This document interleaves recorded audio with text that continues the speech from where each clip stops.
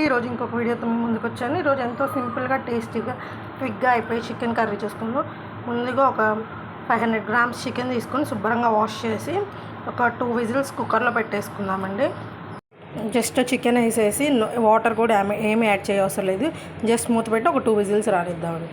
Chicken కర్రీలోకండి 2 big size onions, 3 tomatoes, ఒక 2 green chillies అండి విడివిడిగా సపరేట్గా మిక్సీ పట్టుకుందామండి. ప్యూరీ లాగా ఇలా మిక్సీ పట్టుకోవాలండి. ఇప్పుడు స్టవ్ ఆన్ చేసుకొని ఒక ప్యాన్ పెట్టుకొని ప్యాన్ హీట్ అయినాక ఆయిల్ యాడ్ చేసుకోండి. ప్యాన్ హీట్ అయిందండి. ఇప్పుడు ఆయిల్ వేసుకున్నాము. అందులో కొంచెం గ్రీన్ చిల్లీ యాడ్ చేసుకుందామండి. ఇందాక కట్ చేసి పెట్టుకున్నాయి చిల్లీస్ బాగా ఫ్రై అయినాక ఇందాక మనం మిక్సీ పట్టుకున్న పేస్ట్ యాడ్ చేసుకుందాం. ఇలా ఆనియన్ పేస్ట్ ఫ్రై అయినాకండి ఇప్పుడు అందులో ఒక 1 tablespoon ginger garlic paste add ఇవి బాగా మిక్స్ చేసుకున్నామండి. మిక్స్ చేసుకొని ఒక 2 మినిట్స్ ఫ్రై చేసుకుందాం. అందులో అంటే అది కొంచెం ఫ్రై అయింది. మిక్సీ పట్టుకున్న టమాటా ప్యూరీ కూడా వేసి బాగా మిక్స్ చేసుకొని ఒక 5 మినిట్స్ ఫ్రై చేసుకుందాం.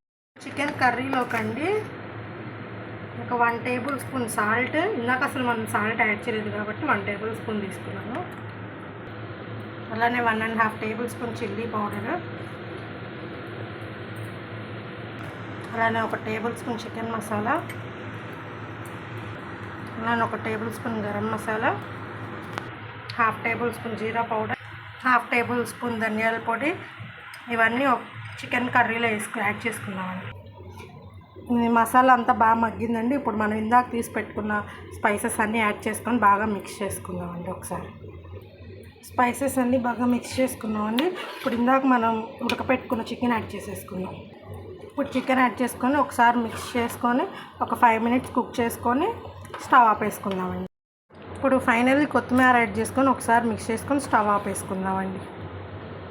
అంతేనండి, ఎంతో టేస్టీగా ఉండే చికెన్ కర్రీ రెడీ అయిపోయింది. గ్రేవీతో బాగుంటుందండి. చాలా చపాతీస్లో కానీ రైస్లో కానీ కాంబినేషన్స్ చాలా సూపర్గా ఉంటుంది. ఈ వీడియో కనుక మీకు నచ్చితే లైక్ చేయండి, షేర్ చేయండి, సబ్స్క్రైబ్ చేయండి.